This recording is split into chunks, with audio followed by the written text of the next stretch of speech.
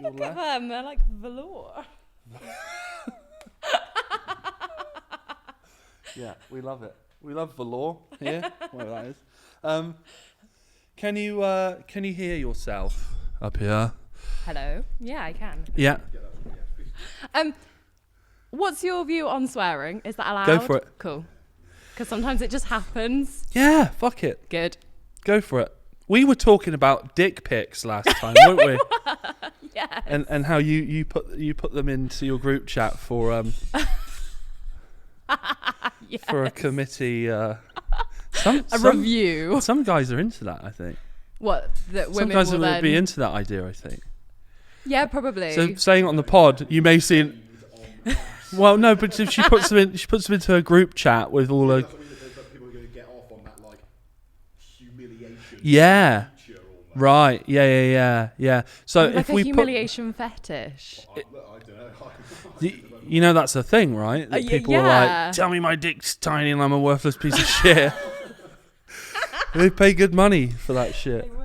I obviously don't know that firsthand. Do you not? No, that's not. I don't know anything about that. But Sarah Wingrove, Hey. lovely to have you back on the Giant Pod. In real life. In real life, we were strucketh down by the audio gremlins and lockdown last time, and so we're going to do a redo. Yay. Luckily, we've left it long enough that I can't quite remember everything we talked about last time. Good. So Nor can I. we're getting genuine, in the moment reactions rather than some sort of like already trodden road of conversation. Reading off a script. Right. So yeah, it's been a long time. I haven't spoken to you in a while at length, so this is going to be really good. What have you been up to recently? I've seen your TikTok has been very busy lately. Yeah, TikTok's gone a bit mental. I started TikTok like a lot of people in lockdown, just boredom. It was quite funny. And then a few videos just sort of blew up and it just became something that was like, okay, maybe I should take this a bit more seriously. And especially for like the fashion side of things, it's been bonkers. Like when I've shared like a video of like an outfit build up and then people have genuinely gone and like bought the entire outfit. What? I know. You're a fashion influencer, aren't you? I hate the term influencer But so it's, much. But it is. This is the truth, It right? is the truth. So like I had a video that I did like this is what baffles me. It's like they're really shit ones done in my bedroom on my little iPhone. And like I had one, it hit like 1.2 million views and it was a dress from Deadly, completely sold out. Really? We couldn't keep up. And then I've just shared one a couple of weeks ago of like a come to work with me. I saw that one. Yeah, that's just had 500,000 views. Amazing. And I'm just like, this is bonkers. And like, yeah. And it's really funny to watch how it clearly reaches different countries because you'll Right. get a sudden influx of like Spanish comments, a sudden influx of French comments, a sudden influx of Arabic. And you're just a bit like, oh, wow, it's going to all these different places. That's crazy because I feel Slowly. like a lot of when you're doing quote unquote content creation, let's say, and in the kind of the worlds that I kind of we're in, I know that you're doing a fashion element, but you know it's all media, it's all outward facing stuff. The big conversation that always comes up when people are trying to promote what they're up to is algorithms. Yeah. And I feel like TikTok wasn't taken very seriously when it came out, and it was kind of a teeny thing and it was a bit lame. And I definitely remember all the early TikToks I Yeah. saw. I was like, why on earth would Why you are want you doing to do this? stupid dance routines? Right. But like everyone is taking it so seriously. Yeah, or you're miming to Yeah. like sitcom audio, Yeah. and it's absolute shit. Like I think probably what got me into TikTok was seeing loads of people doing Gavin and Stacey TikToks. And I was like, I am here for this. I'm in. I might be in for that Yeah. actually. But yeah, it seems that TikTok seems to be the place where their algorithm is slanted heavily on exposing what you're doing. Because I'm not naming names, but I know some people that do a lot of TikToks. not very good at all. At all.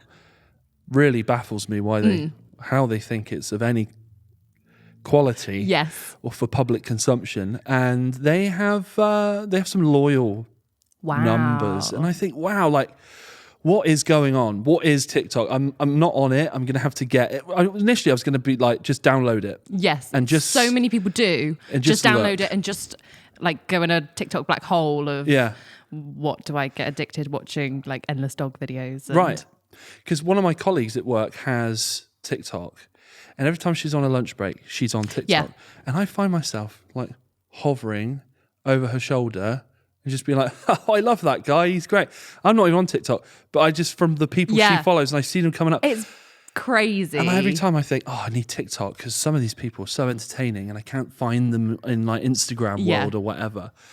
But yes, it seems like TikTok is the place to go to find an audience very quick, no matter what your talent is, I guess. And it's really easy to monetize from. Like, I found that you've got the TikTok Creator Fund, which I think is incredible. So once you reach, I think it's 10,000 followers, you can sign up to it. And that's basically TikTok paying you to create content based on your views, comments, interactions, all of that kind of thing. So it sounds really wonderful, but it is really hard. Right. Because so like when I've had days where, I've had like 100,000 views, you get paid like £1. Oh, okay. So they want you like working hard, creating the content to obviously then be like, because we'll then pay you more money. Right. But like to then, if I don't do anything for a few days, you've still got money coming in. It might only be 30p or whatever, but it soon adds up. And that's a real incentive to then actually be like, okay, well, I might take this a bit more seriously and make sure I'm posting regularly because I'm going to get money from it and like pay my bills. £7 a week. You know, that's 40, 20, I can't do maths. 28 £28 a month. Well, there we go. That's a night out. That's a night out. For a few, but also videos. then just makes you go, okay, well, if it's that easy, then if I actually put a bit of effort in. Right. And I think that's the incentive, isn't it? It's because you've got the people that sit there and really horribly mime to stuff. Yeah. And they get loads of views. And that's fine. That's almost like, I guess, the amateur bracket. And then you've got like what your content is like, you'll have some like sort of like jazz on. Yes. And you'll be doing a little dance and then suddenly you like click your fingers and then boom, there's like some like supermodel, and your hair's flying everywhere. And that's like, oh, okay, I respect this because she's put a lot of effort into this because you've had to set the camera up. You've had to roll with your first clip. You've had to pick the music. Yeah. You've had to Edit. curate an outfit, right? Yeah, put your makeup, do all that. Keep the camera where it was. Mm-hmm. Like, because those shots only work, don't they, when you have very static.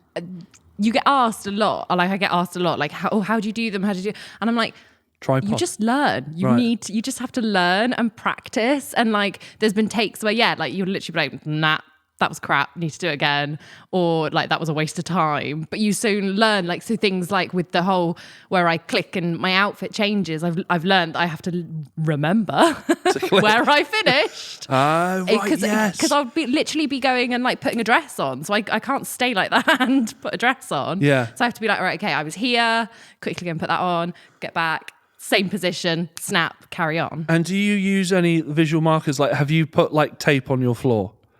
Oh, you're like, God, no. Oh, that's the next thing is that maybe when you go, this is where I am, piece of scotch tape across the floor, and then you go, this was my mark. But you don't seem to need any assistance with that because you're getting it right anyway. So that's interesting. I hope Deadly are giving you a pay rise. I am so well looked after. They're wonderful. So yeah, no, I'm well looked after. They appreciate it. So, and like also technically those customers are then paying my wages. So yeah, it works. It's all a cyclical arrangement, isn't it? This is fantastic. So tell me, when you said you called it an outfit build earlier, just talk me through, because now we're in sort of TikTok jargon, I guess. Talk to me about that. Like, tell me about an outfit build. So for me, an outfit builder would be, I'd start off either in my pajamas, Right. or I'd be in shapewear, lingerie, whatever. Shapewear? Shapewear. What is shapewear? Shapewear for me, Right. I wear mostly like a waist cincher. A cincher. Cincher. Okay. So I know what a cincher is, actually. So it sits in between, so under my bra to your sort of hip, and it nips you right in at the waist. Right. So I can get that Like a 50 corset shape. kind of. Yeah, but more flexible. It's more like having a hug. Right, okay. Just a hug to your waist. And not strangling your internal I do love a organs. corset. Right. And sometimes I have used them Right. for the videos, because that is like a whole other story. Introducing corsets to TikTok. Oh Okay. my Lord. Okay. But we'll We'll not go there in a divert. minute. We'll get there. So I'll do like a little like dance and be like la la la la, snap my fingers. Yeah. And then I might add a pair of stockings. And then again, snap my fingers. Then the dress will go on, and then snap again. Then I build the accessories. So then I'll go shoes, maybe a petticoat or a belt, hair, jewelry, etc. So you slowly build it up Right. with each snap. So it's like magic. That's amazing. It is. I love it. Fairly self-explanatory in hindsight. Yeah, but the amount of people who are literally like, wow, Yeah.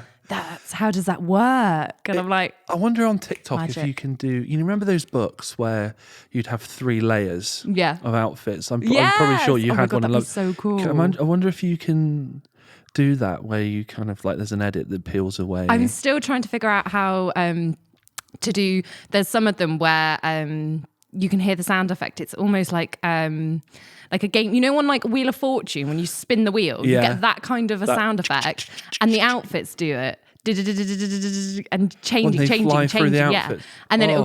it will slow down to like 1, 2, 3. You've chosen outfit 3. That's amazing. And I'm like, that's so cool, but I have not found how to quickly edit that. Otherwise, Right. that's a lot of patience. Yeah. Well, imagine if you do something like that and it's fairly original, it's probably going to get a lot of views. Yeah, exactly. It's time. It's finding time to like figure these things out, to actually film it and then put it together. Yeah. That's where I struggle at the moment. Is Right. finding time. Time management is a big thing. Yeah. So this is the first podcast after, well, no, it's not. It's the second, but it's one of the first podcasts after becoming the mayor. And time management is now going to be a big thing in my life. And when I took the chains, they were like, my assistant and the media team and that were like, okay, we have these social media things for Mayor of Frome. Do you want to take them over? And I was like, I can't take these over because doing my own Instagram, doing a podcast Instagram, a podcast Twitter, my Twitter, my Facebook. Wow. I was like, I don't have. I'll just be on my phone all day. I'll never get anything done. So I'm just having to sort of outsource that via email. Like, oh, just put this picture and this thing here, and then I did this and this and. So yeah, time management is a big one. How are you? Have you got time in the evening where you're like, okay, I've had my dinner. Now I'm going to edit yesterday's filming. Do you do it in batches or? I tend to try and, yes, I do it in batches for sure. Right. But I try and get it done then and there. Right. So I'll pretty much like film it and then get on an edit then. So it's ready to go whenever I choose to post it. Right. Or I'll try and, like batch, and I'll try and do like a good few videos ready to share. So I've got something to go to. Yeah. Instead of like, sometimes I find I get a day where I'm like, I have no idea what to post. So I'm like, oh, I can go back to that. Yeah.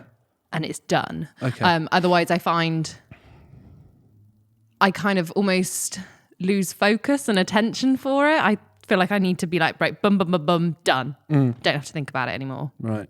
And do you have to think about algorithm stuff with TikTok? Yes. Because we've said it, obviously it's heavily weighted in the favor of the creator. And I think this is why it's been so successful, because, you know, the struggle now to start anything is the battle against the social media Yes, algorithms definitely. and being in its favor, and no one really is quite sure. Like Instagram changes it up every now and then, and it's like, why am I And not, what's true, what's not. yeah, why am I not getting followers anymore and just like more likes, and like what's going on here? So do you have like peak hours that you drop on TikTok? Yeah, I think TikTok, I'm still trying to figure it out. So there's, again, what you sort of see rumored knows? wise Right. is that you should post 2 to 3 videos a day, which is Right. a lot, I Yeah. think.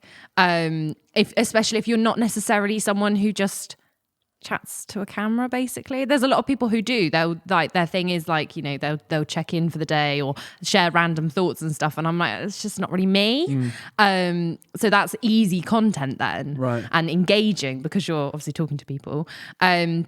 So yeah, 2 to 3 videos a day. They recommend, there's some people that say you should post a video and then go live, Right. because then that boosts. You're massaging Yeah, the or you're then telling people, I've just posted a video, go and look at it. I see. But I've tried that a few times, and It's just been a bit it's a bit. neither here nor there. But again, potentially, if it was something I did more regularly, then it might actually work.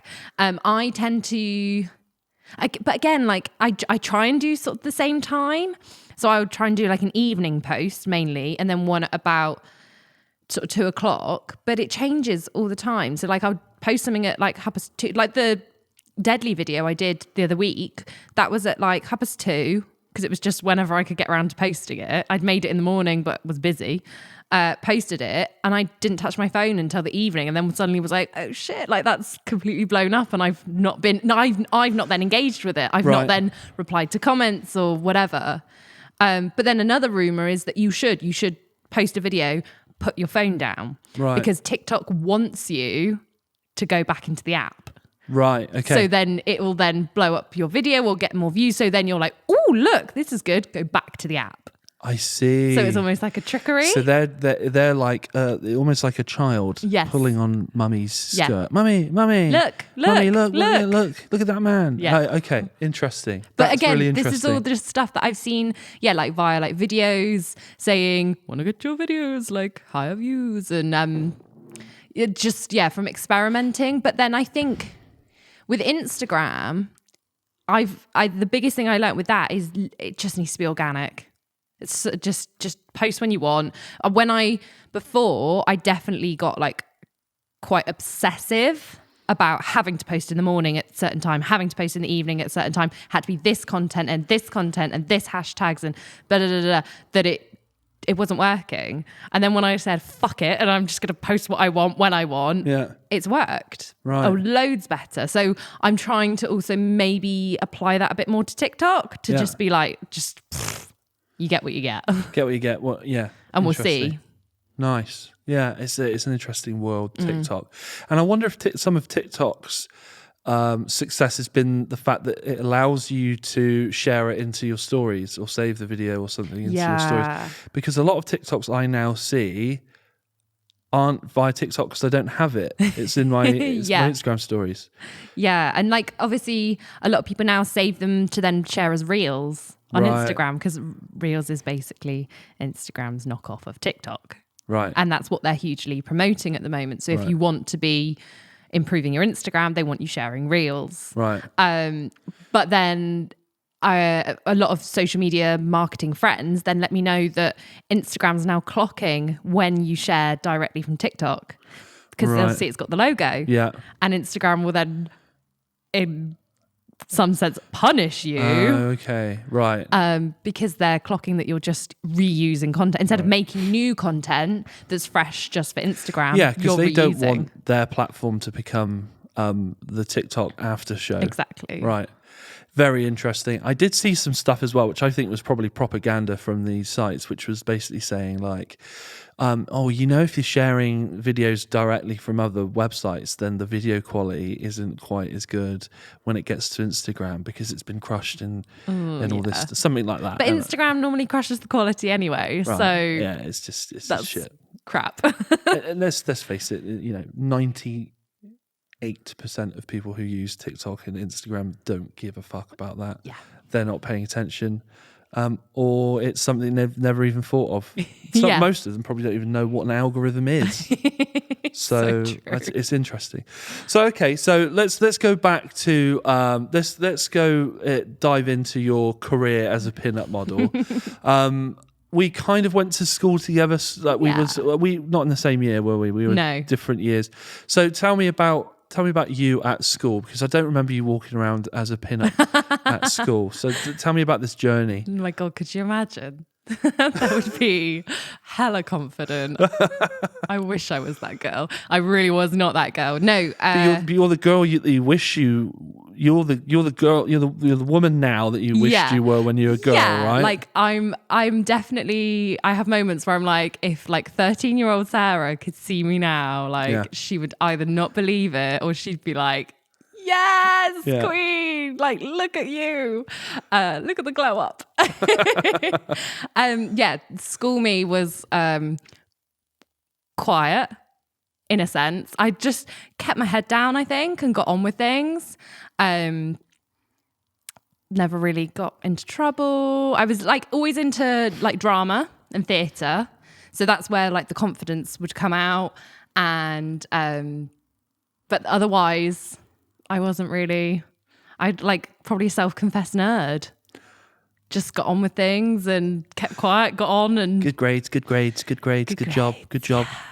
Okay, so when did this pin-up stuff come into your life? Because I remember years and years ago, I mean, I saw you and I hadn't seen you for a while, or I wasn't particularly aware of what you were up to, and you had this real kind of 40s thing. It was just the pin-up thing going on, and I think you were visiting a lot of like those air shows and things like that, and that was really the beginning of like, oh, okay, Sarah's kind of like doing a thing now. Like there's like a, you know, like you realize when people start putting their head above the parapet a little bit of like, oh, something's happening here. Like there's a journey going on here. So tell me about that. Like when did you like? So I always think it's a really cheesy story, but I love it. So back when I was still in college, I was part of the Froome Festival fashion show. Right. And it was the first year that Deadly as a female was taking part, because I think it was when they'd only just opened. And so I was a dancer for the fashion show. And so we were wearing Deadly stuff for one of the routines. So went up to the shop, and I was the youngest out of all of them. All the other girls was when Deadly was a bit more burlesque-y. Right. So all the other girls were in like corsets, swimwear. And my mum came with me and was like, she is only 16. No, I don't know. I wasn't even 16. I think I was 14, 15. So she mum was all Mama Bear. Yeah, mum was on it. Right, cool. And she was like, so no. So Claudia, who owns Deadly, she was lush, and she was like, oh, no, like it's fine. We'll put you in one of the dresses. And I did. I literally like I remember her being like, this is the most expensive dress in the shop, which for me is classic. Right. And I just felt incredible. Right. And was like, oh my God, this is finally something that fits my body shape, doesn't make me go, I'm fat, I'm too big to wear clothes or whatever. I just wasn't questioning. I was actually going, So it gave you, you were feeling yourself. Yeah. You're like, oh, hang on a minute. This gives me something. Yes. Right, okay. This gives me shape. And I'd always liked people like, you know, Marilyn Monroe, and but never sort of looked at it from a style point of view. Right. So did the fashion show, and then said to Claudia at the end, like as a joke, like, oh, if you ever need a model, let me know. Because I literally, I was so feeling it. Felt so good. Knew that obviously at that age, I can't be affording the dress. Yeah. So was like, if you ever need a model, let me know. Let me get my hands on all of the clothes. Give me everything. Right. And then her lovely mum said to Claudia, like, I think you should maybe ask her to come and model. After I think I'd been, I went and bought my prom shoes from there after my prom disaster. What do you mean your prom disaster? What are we talking about here? When I was 15, that was when I was diagnosed with Crohn's disease. Right. And at the time I was going through an almighty flare-up. Right. And I'd bought my prom dress in the January sales. Uh-huh. And then to deal with the flare up, I was on medicated milkshakes for 10 weeks. So I dropped something ridiculous, like 10 kilos. So my prom dress was strapless. And I remember literally a couple of days before prom being like, I ought to go and try that on. Literally put it on and it just went to the floor. Fell off, right. So we went and got me like a secondhand dress from a dress shop in Warminster that used to do like all the old dresses from like army wives and stuff. Right. So I managed to do that. And we were like, right, we'll just get new accessories and that'll be fine. Yeah. So went to Deadly. Got my first Deadly purchase, which is a pair of shoes. I love that you said a deadly purchase. A deadly purchase. Is this something that you've pushed as a marketing slogan? Yeah, definitely. A deadly purchase. Yeah, Oh, a deadly great. treat, a deadly Great. purchase. Oh, nice. All right, cool. So yeah, and then obviously met Claudia's mum and stuff, and she was like, yeah, I think you should ask her to come and model. And Claudia did, and it was my first experience of like trying all the different styles then, like wiggle dresses, swing dresses, petticoats, and then having the hair, the makeup. Just back up here. Right, wiggle dress. Wiggle dress is super tight fitted. It's called wiggle because it makes you wiggle when you walk. Why? Because it's so tight? Because it's tight. Okay. And it obviously gives you that nice... I feel like such a caveman. Right, yeah, okay. You're learning. Yeah. And then swing dress is... the ones that you put the petticoats. Yeah. What's a petticoat? Petticoat, big floof. A floof. Goes underneath. I was imagining a small waistcoat for some reason. Aw, that's sweet, but no. Okay. Oh, Andy, you're so sweet. You're so He'll sweet learn. with your knowledge of fashion. He knows nothing. Okay, so petticoat, Yep. swing dress, wiggle. Yep. Okay. Dress. I'm learning. All right. So yeah, sorry. Yeah, I rewound us there, but yeah, where were we? So I got the opportunity to try it all, and it's just what then it clicked inside. Like, okay, this is what I'm enjoying, is like the fashion side of things, but also being on set and being in front of a camera and like posing. So you got a bit like... Yeah, I was like, Yeah. I've always, since I was little, been a poser. Right. Like, my mum has always said it, that you can't put a camera in front of me and expect like a silly face or to catch me like off guard. I will always be like, ding. Right. Which is why I said to you, we're trialing some footage for this podcast tonight. Glam up or dress down, whatever you want. I didn't want to tell you, how to arrive, and you were like, I will glam up. And I was me, like, okay, duh. cool. Obviously. Okay, so you've always been a camera starlet. Yeah. And so you were enjoying the attention, you were enjoying trying on the dresses. I guess it's every girl's kind of dream, isn't it, in a way? Yeah, for sure. Like, I might get some flack for that. well, mightn't I? you might. There's a lot of girls that dream of that. It's not every girl's dream. No. But there we go. Right. No, but I think to have a bit of a moment of being like, oh my, like almost quite revelationary, like Right. being like, oh my God, this is who I am and what I'm meant to be. And like, that was how I felt. I'd gone from, like probably talking quite harshly to myself. Right. And thinking that I didn't suit modern fashion. And I'd look at other girls and be like, I just want to look like her. But that was because there was something else waiting for me. Right. Yeah. And it was, that moment of just, this is who I'm meant to be. And it was amazing. And then just ran with it, basically. And have you had any of those moments since? I guess you've had moments since where, okay, this is the fundamental moment of like, okay, I think I found myself. Yeah. Right. But they must come as you incrementally get more successful or achieve more things, or you take things to the next level. Have you found that you've revisited that feeling again in the future and it's kind of reaffirmed it? I guess it's like affirmations of, yes. of that, yeah, isn't it? definitely. Like, when I book a job, or like silly things, like when someone's like gonna pay me to model, Right. I'm like, that's like a real, reaffirming moment. Or like recently when I cut my hair, I found that like a real moment of just, this is me. This is what I was meant to do. So definitely it's an ongoing thing. And there are also moments where I've gone, nope, nope, not for me. No, thank you. Right. That's not working. And what are those moments where they must? I suppose, like, I'm getting the hint from you is that you know when it's right. Yeah. You know when it's wrong, and when it's wrong, it's probably really like, no, this is wrong. Get out of this now. It's learning to, listen to my gut. Right. Like that. Yes. When I then start having to ask other people as well, Right. I'm someone that if I know for myself, yes, done, boom, okay. When I've got to start going, so I had this job come in and I'm not sure. They've asked me to do this. Right. That's normally when I'm then like, okay, no. So give me an example of I'm going to book you for a shoot. Yep. And I ask you, what can I ask you that's going to make you say to, like, Claudia at Italian. Dudley, so I was wondering what you thought about this. What is it where does it begin? What do I have to ask you for that to begin getting like, kind of like, I don't know about this now? The real mixture of things. Right.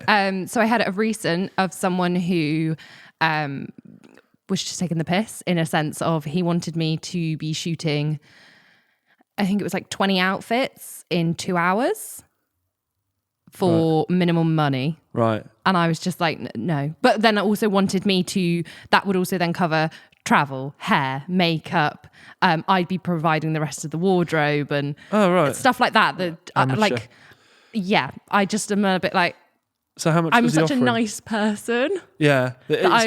Money's hard and it's taboo, so isn't it? hard. And I had to learn this with, like, music and the music industry is like, people, yes, it's your art and they're your babies and stuff, and this is your project and stuff, but you cannot make money a dirty thing. It has to be so unashamedly just brought up as just part of the deal. I mean, me and Harry have had conversations about that with, like, podcast producing and things like that. It's like, you're paying when you're paying an artist, you're not paying. We were actually having this conversation earlier. You're not paying for the gear that they have to use it. You're paying for their expertise, for their knowledge. Yeah. You're paying for them and the amount of time they've spent and the money they've spent improving their game. Yeah, investing in themselves. Right, exactly. Yeah, 100%. So I probably undercharged myself because I just was a bit like, so that was going to be 50 quid. Right. Which is nothing. Not a lot. Where was the shoot? But that was when he originally,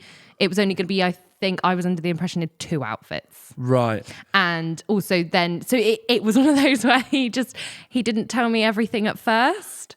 Right. And I should have got all that first before mentioning money, because it was things like, I didn't realize it was for, like, e-commerce. He said it was promotion. Right. But for e-commerce, to me, if you're going to profit out of my pictures, then we got to talk more money and things. Okay. What is e-commerce? E-commerce. I feel like I should know this. Like website. Okay, right. Like product pictures. Okay. So, like, it would be, we can now sell that dress with you wearing it, like a next model or whatever. Yeah. Okay. Interesting. So what are the various, so do you have like do you have a system where it's like, I charge this for e-commerce, I charge this for a calendar or brochure or whatever thing you're in. Explain to me how you price up a Sarah Wingrove shoot. A Sarah Wingrove special. I'm only recently coming to terms of actually putting my foot down and being a bit more, knowing my worth for sure. I definitely would judge a price by each job instead of having a set. Okay. But actually I've learnt that as well from other models. Yeah. Like chatting to them and being like, so what do you charge for? And so now I sort of have an all-in rate. Right. Of being like, right, so if you're hiring me for the day, this covers my my hair and makeup, my time, my being there and actually doing the job. Yeah. And then travel is, depends where it is. Right. I guess that's a really important distinction to make, isn't it? Because if you start pricing every job sort of like willy-nilly or like how it feels, people then, I guess, believe that they have more room to haggle you down. And if you go, no, here's the price listing, this is what I do. I think if you don't do that, come back to me. I when can you've got the cope with money. like a day. It's then when people start getting, you can get like half days, Right. Or hourly, Which you know is going to turn into 3/4 of a day. I'm Right. just, especially like if you've got to consider travel and stuff. yeah. I'm like, well, just let's have just a whole day. And it can be, I guess it can be really easy to put your foot down via email when Yep. you've got that Professional. yeah, but you've got that kind of distance, haven't you? Yes. It's a bit more clinical, and you can represent yourself way more like a manager or an agent or something. Yeah. And then when you get on the shoot and they've booked you for a half day and you show up and maybe they're like an amateur or something, or they're not as professional as you think. Yeah. Or running late. Or running late, and you think, this is going to be one of those shoots that goes from a half day to we're really, really sorry, we're almost done. Yeah. 2 hours later, it's Yeah. a day and 3/4. And it must be difficult when you're in that situation to be like, no, you booked me for a half day. If you don't, if we don't go for a full day price now, I'm done. Yeah. And because you can do that on email when you're being something else, then, aren't you? Totally. And then And like for me, this is something probably I've worked on a lot in lockdown time, is finding that voice, Right. and having confidence to put my foot down and that kind of thing. Not necessarily because I've had those situations, but because in the past I haven't done it. Because Right. I've definitely been afraid of confrontation or disappointing people. I'm a huge people pleaser. Right. So I don't want to disappoint people, but also, it is learning that, knowing your worth. At the end of the day, it's you that's gonna either be knackered because you've done a full day for half the price or whatever. It's something I've definitely had to like learn, and I'm quite lucky. I think within the vintage scene, especially, I've not really had many bad experiences where I've had to, I've regretted it or whatever, or it's been before we've even worked anywhere. So Right. like the one I was explaining. Right. So yeah, I suppose you could be quite astute now. Yeah. And that's also the bonus of being freelance, Yeah. is that you can be that bit more. Yeah. I mean, can you sniff out the ones that you're like, nah, you're a joke? Yeah. Right. And Yeah. tell me how you know that. It's probably hard to put your finger on it, but you get an email come in, oh, hey, we saw you on TikTok, we saw you on Instagram, Yeah. we love what you do. We'd love you to come down and take some photos for our vintage car show that's happening at such and such, blah, blah, blah. What are the red flags? I guess this is red flags. What are the red flags in an email that you get about inquiring about a shoot with you where you go, I'm not even going to reply to this. This is an absolute waste of my time. Spam. Spam. This is spam. This is spam. Ones that may not even include your name. I've had things before come with other people's names. the good old Hi. send all. Yeah. Hey, you. And you're just like, Hey, you didn't Sarah. even. That would be a huge no-no. Yeah. Gosh, what would that be?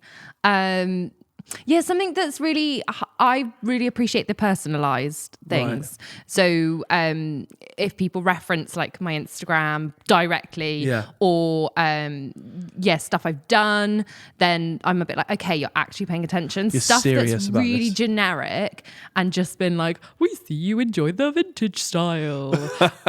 Or before, I've had people be like, so we really love your 70s look. And I'm like, what? You're offending me so much right now. Delete. Yeah, basically, you clearly don't know what I do. No, thank you. Yeah. Or people who really fluff something up to make it, just sound better than what it truly is. Right. Like you'll sort of read it and be like, oh, wow, this sounds really great.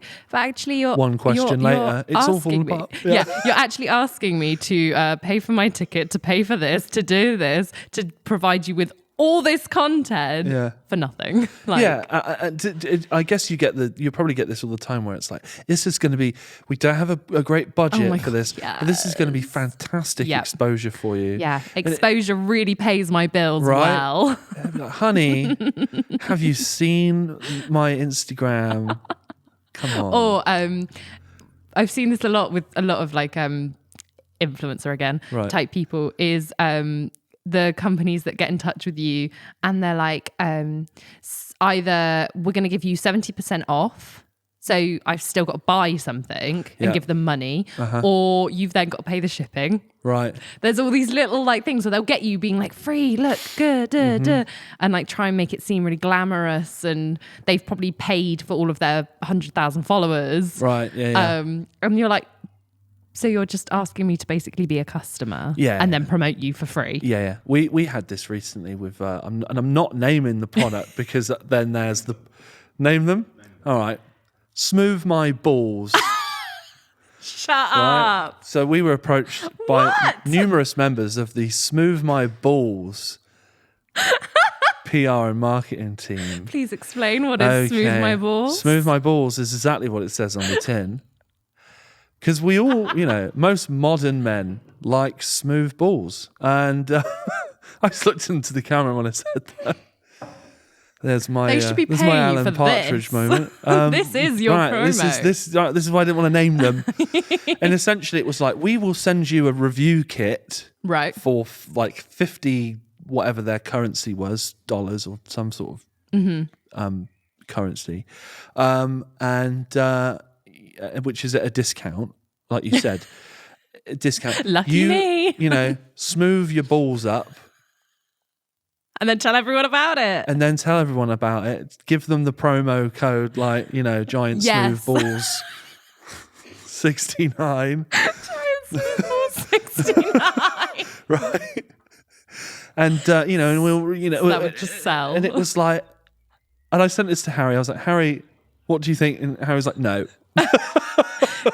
Bin it. Do you not want lovely smooth balls? No. I almost sort of replied, well, we'll be waiting a while for that review because mine are already very smooth. Thanks very much. But so yeah, sorry. Yeah. Or like an awkward, like, I have no hair there anyway. Is it better than a wax strip?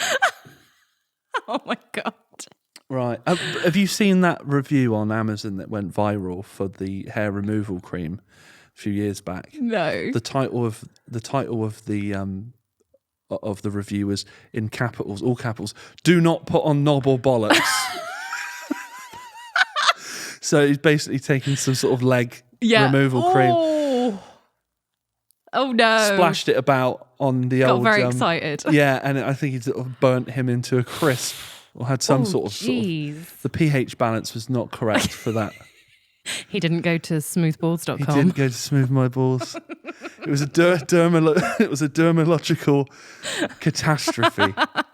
I think is the way I'm going to sell that. Anyway, right. So we're going to move away from your away from balls now and talk about where were we? I have no idea. Right, Anyway. they want you to do the sponsorship thing. Yeah. Pay them 70. 30% One of the or other whatever. big ones I'm quite strong about not doing is anything connected to Amazon. Oh, okay. You're a So, boycotter, are you? Yeah, a lot of people who promote it just tends to be cheap, nasty stuff that they're like, we're a 50s store, but we sell on Amazon. And I'm like, they don't pay their taxes. No, I won't promote them. And like, I work with so many small businesses that it would just, no, not fair at all. And yeah, that's like my sort of ethics that I won't do that kind of thing. Or same with eBay's stores. There's quite a few within the vintage scene, horrible knockoff companies. Right. That again, How do we explain to me the knockoff thing? So is there certain brands within the vintage clothing world that are the top dogs? So bizarrely, the dress I'm wearing today, lovely black and white stripe number from Deadly as a Female, thank you very much, was knocked off by a big company. Right. And they literally will just see the design and reproduce it, but obviously with hideous fabric, the fit won't be the same. And for like minimal money. And it's also going to come from somewhere far away that you don't know who's made it, for what price. So but this is where it also gets frustrating, is these companies will then also rip the photos. So I threatened legal action on one company because they'd pinched a set of my photos of a dress I'd done for a company. The authentic piece. Yeah. Right. And cut or like chopped off at my nose, so you couldn't. Like, I knew it was me, and I had the insult. evidence that they were my photos. Those are my boobs. Basically, You stolen my boobs. and my waist. My cinched waist. Give it back. So that's what they'll also do is they'll even steal the influencer photos and just chop people's heads off. Mental. But also they were like, well, they'll properly go for it. They'll post them on like social media, use them for their website. So it looks like the real genuine thing. But then what you actually get. So they were doing a knockoff of this stunning embroidered dress that is normally around like £300 because there is so much intricate work that goes into them and so much fabric. And their version was basically a t-shirt. So instead of, it was like a beautiful off-the-shoulder dress, boned, so properly structured. Right. The version they sent was a t-shirt, basically, with a bit of a skirt on it, with some terrible embroidery. And I was just like, can you, like, how would you'd order that? It would arrive and you'd be like, what the fuck is this? So you're not going to be doing any modelling for Wish.com anytime Oh my soon, God, are you? Wish. Oh, Wish. But no, Wish I will hadn't. not. Yeah. Brilliant. Fantastic. So have you seen the recent Amazon news, which I hope is recent when this pod comes out still, is they've put in, this might be a troll. I have a feeling that Bezos might be the world's biggest internet troll at times, is that they've put in these Zen booths in their factories, or there's one being trialed somewhere. And it's essentially where if a worker feels overwhelmed, they go into a booth. It looks like some sort of porta potty or like a phone booth. Really zen. A booth, basically. And inside it's kind of been noise cancelled and there's calming music played. So they can scream. Right, but also in there's screens that play affirming corporate videos, something like that. No way. Which is just, and I think it's Vice that put the article out, and it said that, Amazon has reached a new dystopian low. Wow. Yeah, can you imagine that? Like, Jeez, being no, that's so just... you go, your manager goes, do you need to visit the booth? Go to the booth and eat a Twix. And then you'll come out being like, yes, Yeah. Amazon is Right. almighty and I will pray to Amazon gods forevermore. I'm so thankful to Bezos for providing me and my family with hot dinners and a roof over our head. I love Amazon. I will not protest. Unions Amazon. are bad. Yeah. Talking of unions, is there a pin-up model union? I feel like maybe you could be the one to lead that. No longer will we work for exposure Yes. or haggle. Yeah, that would be cool. No, there's not necessarily a union, but the community is incredibly supportive, and I think like people have got your back with things. You can kind of go and approach people and say, look, this has happened, and people will back you up. So last week, I think it was, I'd done a shoot for a company, again, lesson learned, who was asking more and more and more and more. And she had shared the photos that a photographer had kindly done for me, didn't credit the photographer, and then put a watermark over them. Oh. Which is a no. When you've not paid for them, no. Anyway, You pay to remove the watermark, love. yes, Yeah. exactly. Not add your own. So then they'd done the same with a couple of other models. So I messaged them and was just like, look, just so you're aware, because I didn't even know that this watermark, had the photographer not let me know, I would never have noticed.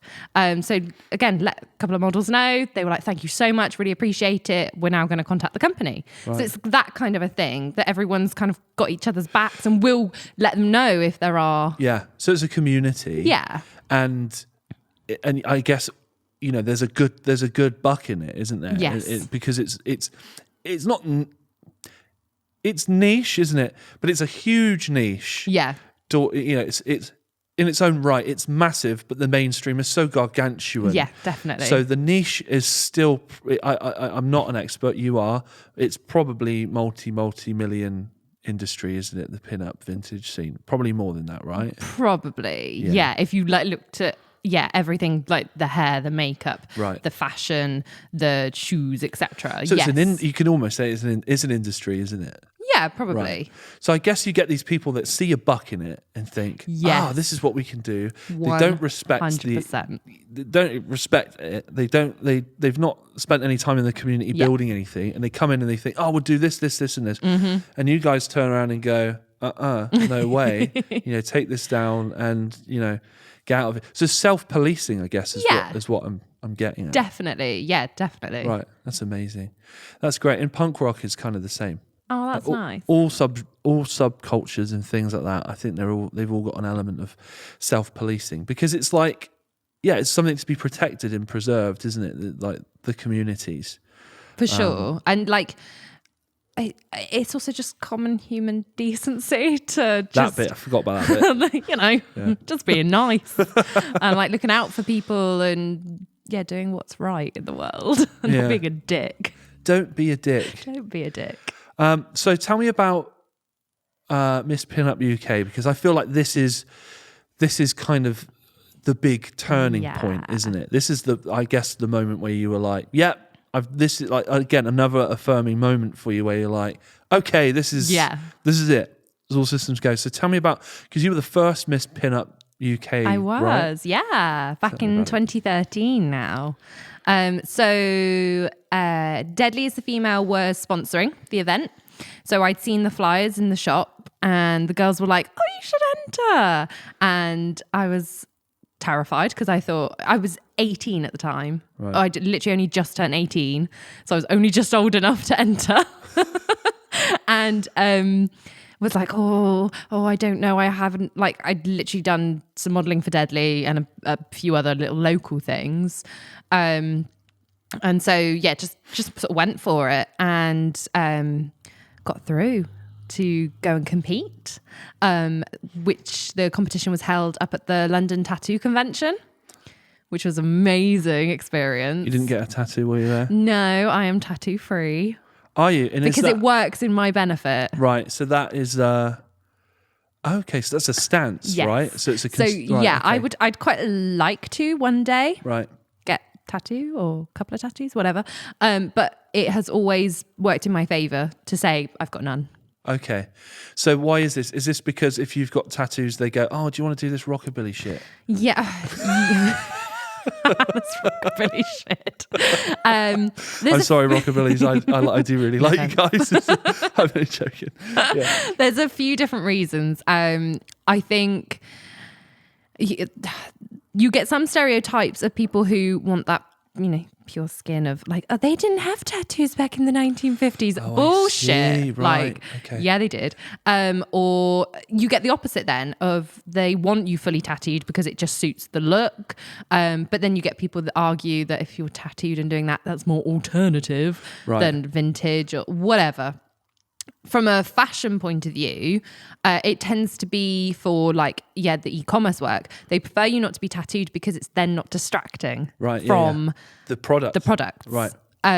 People still do, though you do hire people with tattoos. It's not like a strict thing, but it has just played in my favor before that they then go, oh, okay, well, we don't have to think about, oh, she's actually got a massive Satan on her arm or whatever. That would be cool though.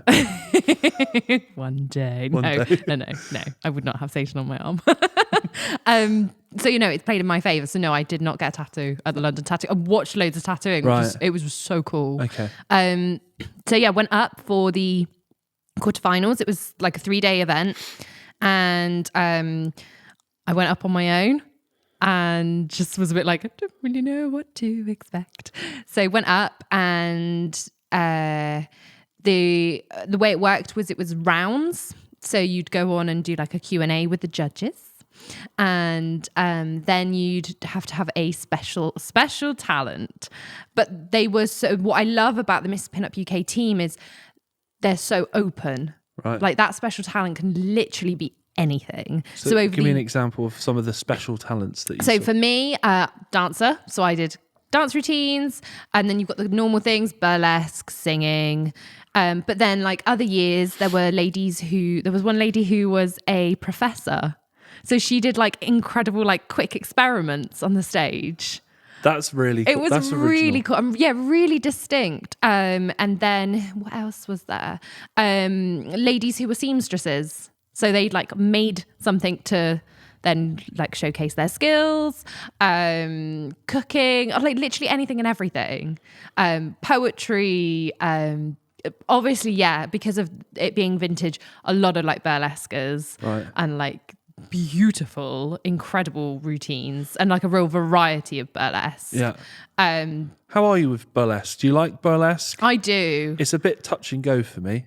I've Really? seen quite a bit of burlesque, and some of it I'm like, Yes, that was really cool. Yeah. Other bits of it I'm like, no, this Yeah. is not that great. definitely. I did my university dissertation on burlesque. Oh, okay. So you really know burlesque? yeah, You're well, I sick of did. burlesque at this point. Right. And I'm someone who definitely I love like the real Hollywood glamour style, so Dita Von Teese.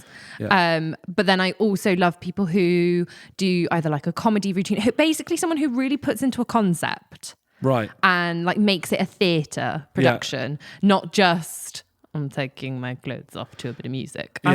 I want like a story or Here's a feather interaction. fan. Yeah. And an arm coming out. And the arm comes back in. Oh, there's a leg coming out. Cheeky. Oh, it's not got a shoe on this time. Oh, That's because it fell off. yeah. Oh, carry on with the act. Yeah. It's fine. The show must go on.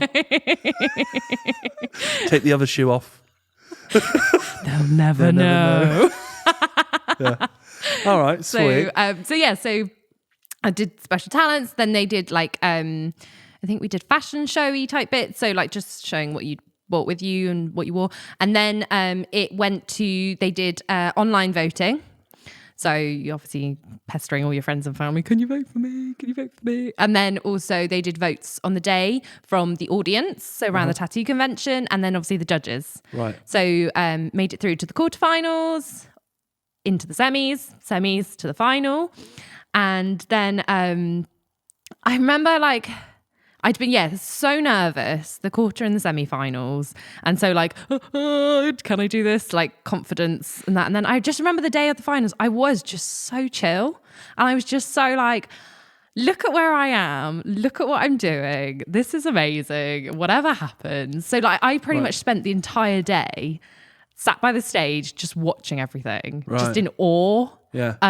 And maybe that worked in your favour because you were satisfied. It's something that they said to me. Right. That like one of the things they loved was that I was supporting everyone. Right. Yeah. That's the thing, isn't it? Is that this is a thing as well, and there's so many parallels with like punk rock and in loads of things. It's just the guys that, and I've been guilty of this before. When you're in an intense batch of gigs, you can't stay and watch every single band because it does truly do your nut in. Yeah. But it's controversial in the scene if you just play your set and then you piss off and you go to the pub down the road or you go to Burger King and you stay outside all night. And I've done it. Yep. But there are times when you go, you know what, we really should go in and see these guys. Yeah. And you go, yeah, all right, yeah. Because you want to, it's investing in the scene and it's supporting each other. Yeah. And I guess them noticing that in you is because they need to nurture that next generation of people who are going to one day inherit the scene and be the, I hate to use the word gatekeepers, but be the the influencers of the scene going forward. So that must have heavily helped you out. So I remember I then did my like last performance. I'd saved like a certain dress and for the final, like the absolute grand final. So what was this dress? It was a Monica dress from Deadliest Female. Is that it was a wiggle dress, an off the shoulder wiggle dress, ruched number. Okay, what's lovely. That bit? What's that? Ruched is how to describe it when all the fabrics like ruched, crinkled, kind of. It's a crinkle cut. Sorry, yeah, like a McCoy's crisp. Yeah, a little bit. Right, that's gonna be the easiest way to describe it right now. So I look like a McCoy's crisp. This one is the ready salted dress. Stupid. And then they announced that I won, and it was just really surreal. And then it gave me the biggest boost of like, okay, maybe I'm all right at this. Right. Maybe I should like actually take it seriously. Maybe I should care. But it was really weird because like the final was on the Sunday, and then like I came home, and then Monday I'm back at uni, back in the dance studio, and all the girls are, you know, being, oh, did you have a good weekend? What did you do? Yeah. Oh, you know, I was just in London and I won Miss Pinup UK. So what did you do? Like it was just that sort of cash. I cried into my WKD. It was in the SU all night. Brilliant. So it was a really weird, surreal thing. But yeah, definitely the catalyst of like, and it also just then helped, like being profile. like, for profile to be like, oh, there's Miss Pinup UK and that kind of thing. And like my favorite thing, gonna sound a bit big-headed, is that I can forever, I will always be the original. The original. The OG. Well, you know, yeah, because you could be the first Miss Pinup UK. It doesn't matter if Miss Pinup UK number 8 is the best pinup of all time ever, right? She's number 8. You ain't the OG, honey. You weren't there. Okay, cool. So for a while, when you did emails and things like that, and your bios and your social media, were you like Miss Pinup UK? Yeah, basically. Right. So my approach then to try and like book stuff and to get work was then I just emailed. I was emailing companies, sending like all my details, portfolio, mentioning that I just won Miss Pinup UK, and I was just anyone I wanted to work with, I just was emailing, and that was my way to try and book work. And did you find that they were more responsive post Miss Pinup UK than they were before? I'm sure they were. Right. Definitely. Interesting. Were you like, yes, I'm getting all the free dresses now? I definitely didn't straight away. I definitely like, it was once I started booking work probably, and like creating more content, because that's when I also took Instagram a bit more seriously. Because I was a bit like, okay, like I need to do, you have to do it all then. But having that title, it really does give you some confidence, right? Yeah, for sure. Because like going back to the mayor thing, now I've got the mayor thing. Now I'm the mayor.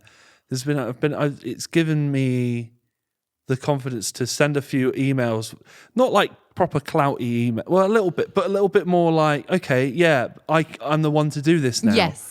And if I do this is probably going to get done, or it's going to be taken seriously. Yeah. And I think that's the important bit, is that once you drop Miss Pinup UK at the bottom, and I drop Mayor of Froome at the bottom of the emails, you're like, they're reading this. But it's the same with like people who drop in like followers. You know, I'm not just so-and-so, I've got this many followers. Then they'll go, oh, okay, yeah, we'll take you seriously. So, it's a similar thing. So if you're emailing a company, what do you email them for these days? Because I have just assumed they're emailing you now. Yeah, most of the time it's, unless it's someone that, I definitely. That was a moment right there. That was, and you were like, yeah, no, they're emailing me now. They're emailing me. So if you're emailing them, how are you structuring that? Because we've had conversations with other podcasters and things like that about, you know, when you're emailing as an agent. Yep. To ask for, I'm putting it out there, I want Paul Chuckle on the podcast. I keep seeing you share Paul Chuckle this stuff. This is my campaign, and I want him on, and so I have to email his agent. I've emailed his agent. I'm going to do it again, and please do. And it's kind of like, okay, so what do we put in here? What do they want to know? Like, do I go in and brag the shit out of this? I've done this, and this. I'm this, and that. Or do you just say, "Oh, hello, what's going on with Paul's?" So how do you structure your emails in a way? Again, personalized. Right. So I'll, hi, I'm emailing because, and then I'll reference like what it is I love about maybe the brand. So I love that you are UK based, that everything's handmade here in the UK. I think that's really important because of fast fashion and blah, blah, blah, blah. So I'll make something personal to the company to show that I'm paying attention and that I'm not just send it all. Yeah. And then I'll put it out there, what it is that I'm wanting. Like, I would love to model for you. this is my experience, or this is what I can offer you. So then I can either self-shoot or come and shoot with you. And then sort of be like, thank you so much for your time. I'm open to any questions. Nice like if you Lego wanted rub. to discuss this further, Right. leaving it to sort of hint Yeah. that you want to like, I want a want a reply. response. Yeah, okay. That's my biggest thing. I hate anyone who I'd rather you just tell me no, fuck off, than just not reply. Could you imagine that? Oh, I love your company. I've been following what you do for a few months now, and I love your ethically sourced materials. I love the content you've done inside of your factories in Sheffield. Your models that you pick are amazing. This and that. By the way, I miss Pinup UK. Yeah. Love to hear back from you real soon. Sarah Hopefully we Wingrove, get to work together. blah blah blah. Send. Oh, great. Pour yourself a glass of wine. Phone lights up. No, fuck off. I'd probably be like, fair enough. Just reply, fair enough. Fair enough. Fuck off to you too. Hope Have to a great work with you. weekend. Yeah. Hope our paths cross. Kind regards. Yeah. Or you drop the kind. It's no longer kind regards. Kind. It's now just regards. I like the one on. Love a bit passive aggressive. Yeah, I like the one with if I'm being a bit whingy, customer service wise, it's very British, and I think, God, you've been a bit of a drag, Andy. Yeah. This is like someone's got to deal with this. I put warmest regards. Warmest regards. Warmest, the warmest. That's lovely. Business, not personal, right? Yeah. The warmest regards. Warmest. I think, but that's also like probably for me. I work in customer service. Yeah. So I think I've got a bit of a gauge of how to add that into Right. How would emails I and like stuff. to receive this email telling me that the dress is Or actually like- a t-shirt? And like when I have received customer emails that I've literally want to say, can you rewrite that and not be so rude? Dear Then- Karen. Yeah. So I try and write it in a sense of, like how I'd want to be spoken to, Yeah. basically. It's one of the 10 Commandments, isn't Yeah. it? Treat thy neighbour. Oh, whatever. I don't know how many. No, it I is. don't. So who knows what they are? Okay, cool. So you've been a judge of Pinup UK? Yeah, haven't you, so since- I was then invited back the following 2 years to judge. And then when we had the 5th anniversary, and then sadly... you're in there, aren't you? You're part of that establishment Part of now. it now. When we had the 5th anniversary. And then sadly, I think it was the 6th or 7th year. That was the final one Oh, for a while. okay. How so? Why so? The lady running it, it was time. Okay. Time to move on. She didn't pass the baton to you then? No. I haven't got time Right. to organise They start an paying event, you, you've got time basically. Yeah. Haven't we all got time when money comes into the Exactly. conversation? We will make time. So yeah, and it's a real shame because it was an incredible event and grew so much. But yeah, sad. R.I.P. Miss Pinup UK. But I will always be the original. You will always be the original. Is there any sort of like sister events to that or anything that's kind of ran with that? Because once that, I imagine, once that space in the market has opened up, there's a lot of money filling it, right? There's somewhere. not necessarily exactly for Miss Pinup UK or similar, but a lot of the festivals do their own. So you've got Twinwood Festival, which is a huge event. They do Miss Twinwood and Mr. Twinwood. Right. The Goodwood Revival will do like Best Dressed. And it's more that kind of a thing rather than a generic. There was the National Vintage Awards as well, Right. which used to acknowledge like models. Have you ever had one of them? Yeah. We'll get it. I won that one in 2015. Okay. The day I graduated from university. Yeah. I graduated midday, then went to the National Vintage Awards and won Best Pinup Model 2015. And then in the car ride home, I then won a competition to win a custom pair of shoes. I literally was like, today is my day. Everything's happening. That was really surreal. Right. So tell me about winning that award. How did you go about that one? So that was probably one of my I remember 2015 being a year where it just suddenly started happening.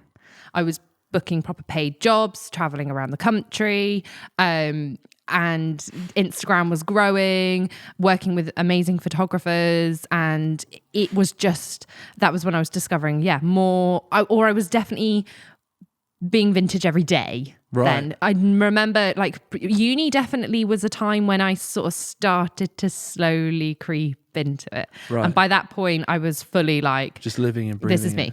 Right. So the National Vintage Awards, you get nominated.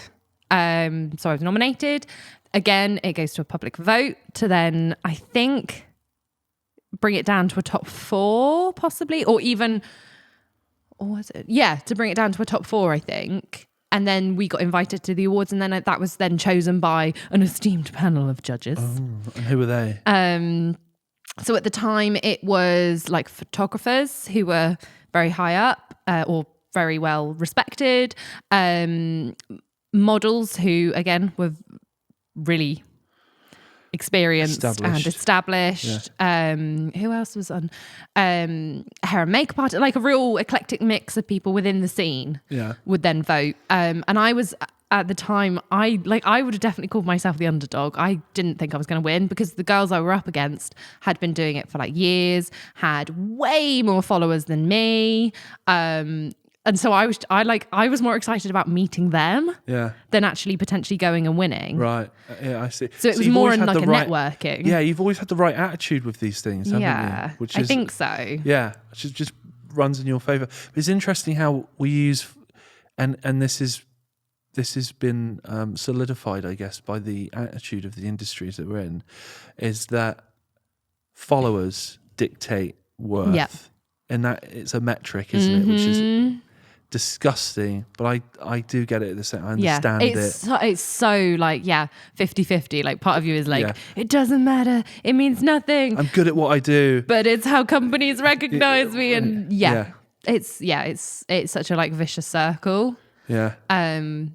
So I remember, I think it was either the first or second category to be announced, and I was sat right by the stage, and again, like one of my favorite bands had just played, so I was like, they're called the Tootsie Rollers. Okay. Super cute 5-piece harmony group, all vintagey, and so like I'd sat there like literally like big brown eyes like, oh, this is amazing. I'm all glammed up, and like and then a model called October Divine then announced or went up to announce it. And again, she was someone that I aspired to and was just like, oh my God, it's October Divine.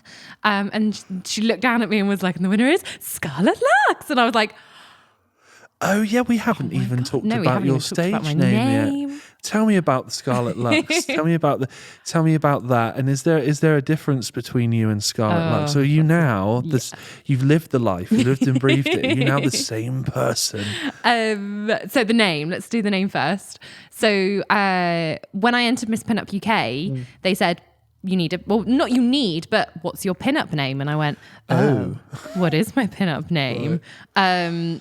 So I was a redhead, and I'd always liked the name Scarlett, so went with Scarlett. And then, like lots of pinups have like fancy last names and things. So I was a bit like, oh, I don't really know. So I was like, because I'm very into like Hollywood glamour and stuff. I was like, oh, luxury. And I was like, maybe I'll just like Google what luxury is in other languages, basically. And went with Lux, French for luxury. So Scarlett Lux was born. And I also definitely wanted at the time to have that differentiation. I wanted, this is my pinup life and Sarah is my private life. Right. And it has just they've smashed together. There's people who don't even know I'm called Sarah. Right. Which is really hilarious. Because they just know me as Scarlett from social media and stuff. And I don't often say Sarah in that sense, but I'm also not I'm not bothered. Right. So I do still try and keep it a bit separated. So like my Facebook, for instance, my actual like Sarah Wingrove, I try and keep that to just like genuine people I know and like friends, family. you get random people who are pinup models from so and so. I'll be like, no, I'm not going to be your Facebook friend because that's go to Instagram for that kind of thing. So you're very I try to very be strict about that. Then. Yeah, that's interesting. but like, yeah, it does collide 100%, Yeah. and like. I definitely, I'm not so much like, I'm now in Scarlet mode. Or, right, it's not like a... No. Okay.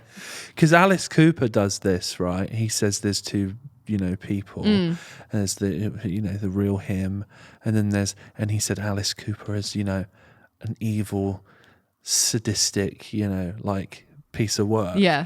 But the interesting thing is, he's probably now the same person. Yeah. In many ways. But the interesting thing is with Alice Cooper, that was the name of the band to begin with, and then he took on the so imagine that. So you're trying to be like two different people in the same thing. He's become a band. He's become an entire band. He's amalgamated the entire band into him.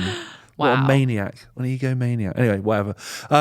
Okay, but like people close to me will say there is obviously a clear, distinct difference between the two. Your mum? My mum. Right. But yeah, like really they are the same person. Like I probably do when I'm, at events, say, I am obviously more in Scarlet mode and a bit more like aware, and there's people quite often at those sorts of things are trying to take your photo without asking.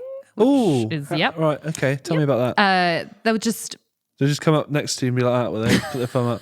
Hey. Most people, that sort of photo will just ask. It's more people like, I'll just be wandering around and they'll like have a camera and just you snap get a photo. Yeah. Right. How do you feel with that?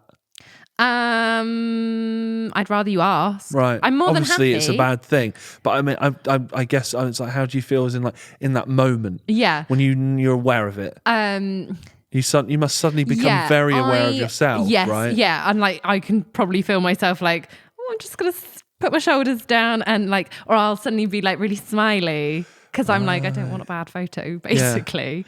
Yeah. And yeah, I just think it's a bit rude. Yeah. Like, please come and ask me my permit, because I don't know what you're doing with that. Are you just going to go and share that on your Facebook, or are you like, am I going to suddenly see it advertising the show, or like, I just would rather someone come and ask me, and that's absolutely like. And then it's my choice. I can then say, actually, no, I'm here with my friends, because that's also the thing. Like at events and stuff, sometimes I'm there to work, or I'm there of my own accord, and I'm there with friends or loved ones, and I'm just like, no, go away. Have you heard that Eminem lyric when he's like, please have the decency to not come and speak to me when I'm out feeding my daughter? Which I think is totally Leave me fair. alone. Yeah, it's like, just, he's doing something. Yeah. Like, so that's interesting. You've got like, you're actually properly famous, right? Like it's No. like, so you could probably Like walk through. Z-list. But you could walk through. Well, fame is relative, but you could. I guess you walk through Froome and you're fairly well known. I'm recognisable, for sure. Right? But you're not getting that treatment in the town centre, are you? No, thank God. So when you go to these events, you go up a notch, don't you? And so it's interesting. I've had people ask to have pictures with me in a band setting, and you always say yes. It's always fine. I've not got to a point where I've had to say, no, I'm doing something, or I've had to make any separations from stuff. Mm-hmm. So that's an interesting we had situation. Hilarious. We went to Disneyland Paris for an event called Dapper Day. Right. And Dapper Day is a celebration of when the first ever Disneyland opened, when Anaheim opened, and everyone got dressed up to go to Disney in the 50s. So we were I was wearing like a swing dress with a petticoat. I know what these are now. Well done. I'm not going to say anything about McCoy's crinkle crisps this time, don't worry. And you'd get it where people thought we were princesses almost, and we're like, go and have a picture. For the Disney princess and then as soon as you had one, no joke, queues were forming to the point where we literally had to just walk away. Yeah. Because you'd be like, okay, one more. Okay, one more. No, literally having to walk away. Okay, right. And I had it in Bath. I was stood outside a shop waiting for my mum, and I was texting someone. The next thing I looked up, I was surrounded by Chinese tourists taking photos. Oh. because I was wearing something vintage. Right. I literally was like, what the hell is going on? You're getting mobbed. Just like texting my bestie and this is what? You never guess what just happened. I was texting you and then. Wow. Mental. Weird. So, But I think that's more where people, it's not necessarily a fame thing. It's more like you're different. right, yes, you're a bit alien. Yes. And fascinating. Yeah. I get that being tall. Yeah, so that's the other thing is, okay, I do get people sometimes want to come and take my picture. Because you're just so tall, man. And it is usually, festivals is a good one because Really? they're on the right Yeah. drugs to come and speak Yeah. to you without knowing you. And so it's that, it's the perfect blend of physical prowess and narcotics. And So I end up, you're just so tall. yeah, I end up taking quite a few pictures with quite a few sort of swinging jaws in festivals. Please start charging these people because they're so off it. You could. Yeah, yeah, yeah. No, that See? would be one for Shadow Andy. I just want to touch on before we wrap up because we've put in a good hour or so here. Oh, wow. I see on your social media and stuff, you're very active with the fitness stuff, and you're not afraid to show a nice sweaty selfie with no sweaty makeup and selfie. everything, which is refreshing, isn't it? Because, and it shouldn't be, but it is, because often with people whose career revolves around being a certain thing online, they don't want to let you in that deep. Yeah. So tell me about the fitness thing, because I know you said about the Crohn's. I guess that all kind of one you're a model and you want to be in good shape and make sure that you can fit into the stuff that you've stay the same prearranged size. right to wear. But also, I guess that you're looking after yourself so you can continue to work and you don't have to, because this thing, like you said, when it flares up, you might have to cancel shoots. Yeah. And you don't want a reputation, do you, of being flaky. Yeah. Yeah. So what's your fitness regime at the moment? What are you into? So for me, fitness is also a mentality thing. Okay. Is keeping me sane. I do enjoy the endorphin hit after of being like, yeah, look what I just did. And like at the moment, especially, it's the seeing what you accomplish. Right. So in a sense of, so I train with Laura of I'm the Body Confidence Coach. She's a PT that I've worked with for years on and off. And then obviously when the pandemic hit, she went virtual and incredible. She's just blossomed herself, and what she provides is absolutely incredible, and has just gave me some structure, Right. and a bit of routine during lockdown of right, I've got class at this time, I've got this to do, so we have like a core class on a Monday morning, which often I don't attend because I'm not a morning person. Right. Don't do in the morning. Tuesdays I do Peachy Booties, which is lower body weights, followed by boxing. Thursdays is upper body. I just got, you said peachy booties. Peachy Booties. Peachy booties. Okay, cool. And then Thursday is also a HIIT class. What's a HIIT class? HIIT high. Oh, high impact training. Training, or is it intensity? I always get Probably it wrong. the same thing. It's the same thing. Right, okay. I asked the question and answered it myself. It's sweaty, that's what it is. Right. And then on a Saturday is Shred It, which is a kind of a mixture of weights and HIIT. So I, attend what I can and do other bits as and when. I also dance as and when. So what I find, with the accomplishing is I've never thought I'd be a weights person. Right. I've always looked at that and been a bit like, no, not really for me. Now I'm a person that I'm like, I can lift this now and I can push this. And I find that. So I was in a gym for the first time a couple of weeks ago. What, first time ever? No, first time for a while? For a right. very long time. Okay. And that's such a stupid question. What I meant. No, I know what you sorry, what I mean. meant by that was one with weights, not the other stuff. Yeah. And I was just so having access basically to loads of different weights and stuff. Right. Whereas obviously my home gym, it's been, what can I get off of secondhand? Yeah. I've got so many secondhand weights, which is good. Reuse. So to see what I could like squat press and lift and stuff, I was like, wow, like so now I've you can never been measure able. it, what Yeah, you've- I've right. like, you know, when I was training before without Laura, I could only ever get to this, and now I can do this. Like Okay. that's a hell of a jump.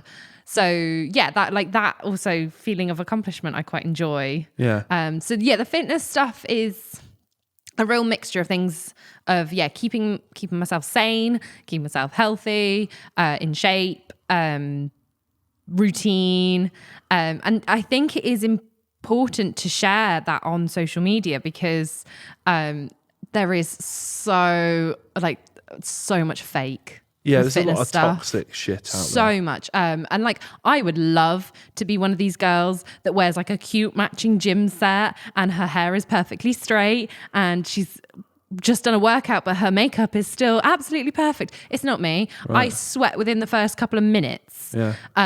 So I'm not going to be cute. And like, to me, I'm not there to look cute. Yeah. I'm there to sweat. So I think it's important to show like the reality basically Right. of that side of things. Yeah.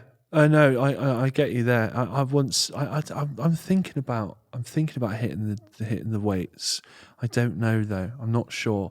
How many days does it take you to recover if you've been hitting the weights? Because I don't want that next day. Yeah. I don't want to be sort of like But limping along. the biggest thing I've learned as well from training and doing it properly, Right. Form. So Right. learning to do it properly. Don't just go in and be like, whoa. So form is posture Yeah. and right. Making sure you're using the right muscles. Right.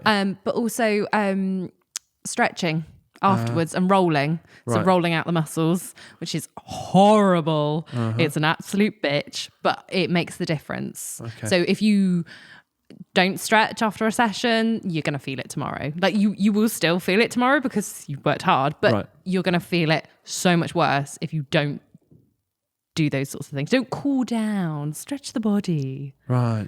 So that would be my tip. Okay. All right. What's next for you? What's the... So, you know, say we do a podcast again in 2 years. Mm-hmm. What would you like to be telling me? So at the moment, I've literally just started doing work as extra. Oh, So going and doing yes. TV work. Which thought has about been, this. oh my God, you should. It's so much fun. Man in Bed 5 on Casualty. Oh my God, yes, do it. Although at the moment, Casualty's really hard to get on because they want everyone in a bubble. Oh, right. I'm not in a bubble. Damn it. But yeah, you should be Man in Bed 5 on Casualty. So literally, that I've only just started doing that past couple of weeks or past month even.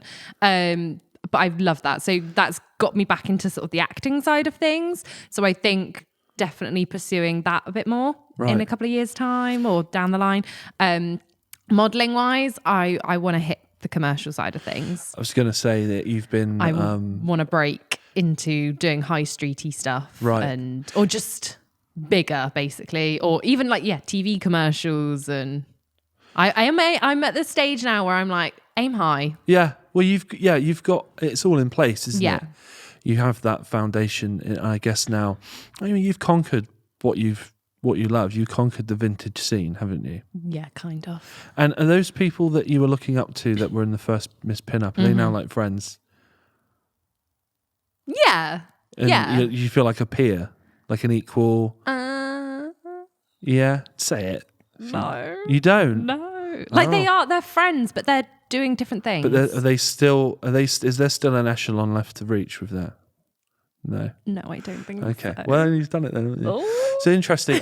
You've recently done a shoot with our friend Chris Bailey. Yeah. He put in a fantastic giant pod appearance. Doing a reshoot with him in a couple of weeks. Oh, yeah. Yeah, Brilliant. since chopping my hair. Good stuff. And that was a tone. Was it toned down? I don't know. Toned down. Yeah, that's what I wanted. Right. Was something completely. Basically, that was Sarah, not Scarlett. Right. So that I okay. can start putting it out there for acting. It was quite high street. Yes, Right. for that kind of thing. Just to show, because I realised that I haven't got anything like that in my portfolio. I can show people, me like in full glam or vintage, but nothing stripped back. And Right. I said this to Chris, as soon as I did those photos and I put them out there, that's when castings started coming in for like the essay work. Great. So it made all the difference. And how did that feel posing for that shot? Weird. Because you've not. It was almost like me it'd be like me coming out from behind the drums. Yeah. To sing. Yeah. You know, because you're used to having all the makeup, Yeah. the curl, like the rollers in the hair, and the big dresses, and the petticoats, and the waddle. No, what are they called? What? What are they called? Wiggle. The wiggle. Sorry, the wiggle. Shit. The wiggle dress. All this stuff that essentially sort of Yes. is a bit of a mask, right? Yeah, a character almost. Right, but what you've developed is skill with where to put your hands, how to you actually becoming you've become a model, an expert model. So now, without that stuff, how did it feel? Did it feel comfortable? No, really right. weird. I felt a little bit alien in my body, Right? Because you can't be as like cutesy, so you can't do like little princess hands. You can't feel like pop a leg. So I was like, okay, I almost felt a little bit back to the beginning. Yeah. A little bit back to, now need to relearn my body for, more commercial poses.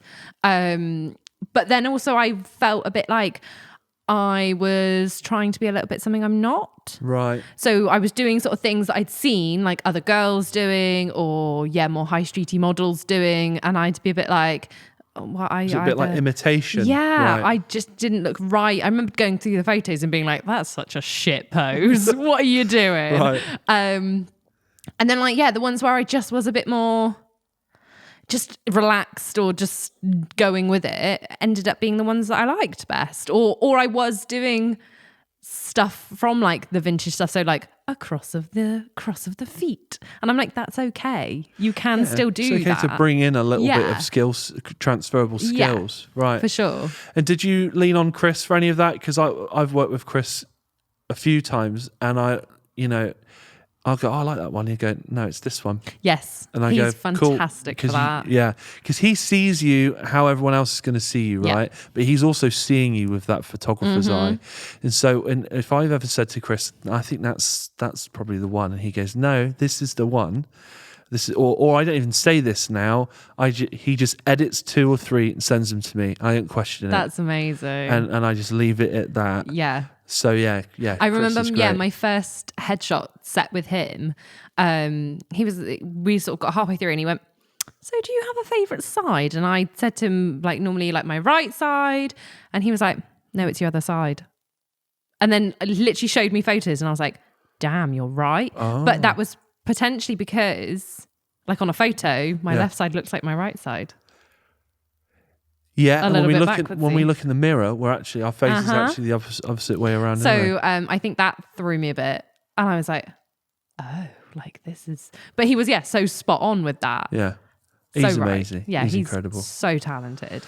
So yes, next time we catch up with you, we're going to dive into the commercial world Hopefully. of modelling. No, hopefully. And yes, we will. We will. And TV. Thank you for your time and coming on. I see Harry's nodding a lot, which I think means we need to wrap this up. So, yeah. This is we're good. We're real good here. We're real good here. Shut the fuck up. Yeah, I love that.